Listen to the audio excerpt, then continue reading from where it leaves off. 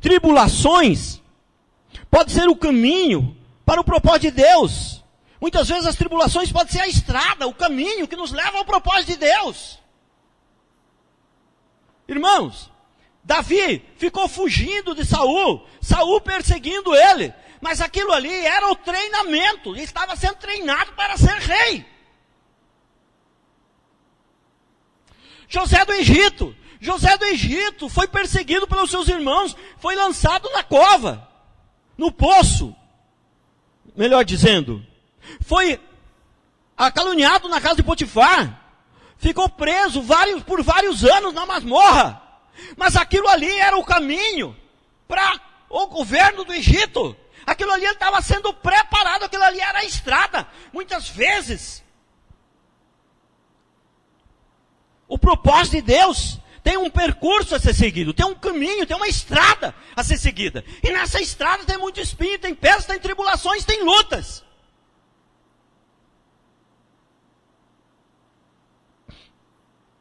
E Jesus, então? Propósito de Jesus. Jesus sabia muito bem qual era o propósito de Deus na vida dele. No jardim do Getsêmani, sabe o que ele falou? Ele falou, que direi eu agora? Sabe aquela pergunta que já é pergunta e resposta ao mesmo tempo? Que direi eu agora? Senhor, salva-me dessa hora? Mas como? Se foi para isso que eu nasci. Ele falou isso no jardim do Getsêmani. Mas como? Vou pedir para Deus me salvar? Mas o pai me salvar? Mas como? Foi para isso que eu nasci. Senhor, que direi agora? Salve-me desta hora? Mas foi para isso que eu nasci. Ele sabia muito bem qual era o propósito.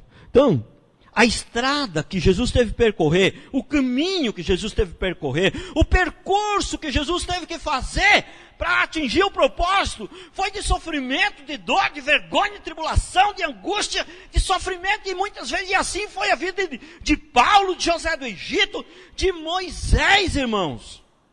Moisés, o caminho, a estrada que Moisés teve que percorrer para que o propósito de Deus se cumprisse na vida dele. 40 anos sendo treinado no deserto para poder ser o instrumento de Deus, para ser enviado por Deus ao Egito, para tirar o povo do Egito. 40 anos no deserto sendo treinado.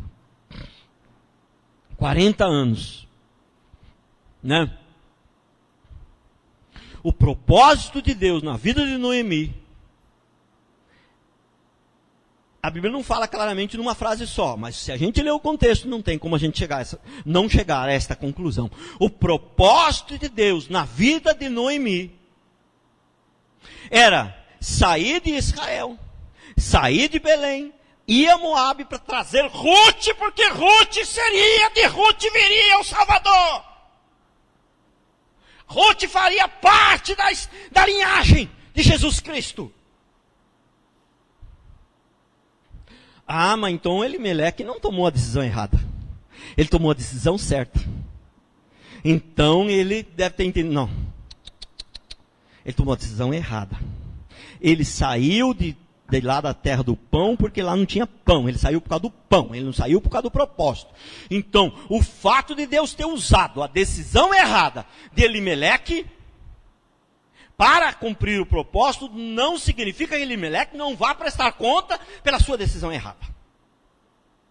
Deus está no controle de tudo, Ele sabe o que faz, Ele transforma a bênção em maldição, mas isso não isenta o nosso pecado. Nós somos responsáveis pelo nosso pecado, ainda que Deus transforma aquilo em bênção.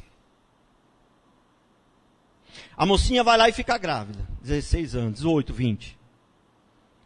Não tem marido, antes de casar. Aquele filho, Deus pode transformar ele numa bênção, e ser uma bênção na vida dela, e ser o filho que vai amar e cuidar dela na sua velhice, e pode ser uma bênção. Mas isso isenta o pecado dela, que ela cometeu em engravidar lá, se prostituir antes do casamento, isenta? Não, ela vai prestar conta. O fato de Deus transformar a maldição em bênção, não significa que você não vai ter que prestar conta do seu erro. Né?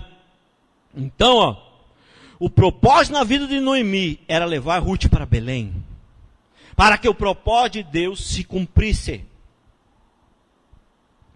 Então Noemi Foi para Belém, perdeu tudo em Noemi, mas mal sabia ela que o propósito de Deus estava sendo cumprido, o objetivo que ela foi para lá ainda estava vivo. Morreu o marido, morreu o filho, morreu o outro, mas o propósito de Deus ainda estava vivo, que era trazer Noemi para Belém. Perdão, trazer Ruth para Belém.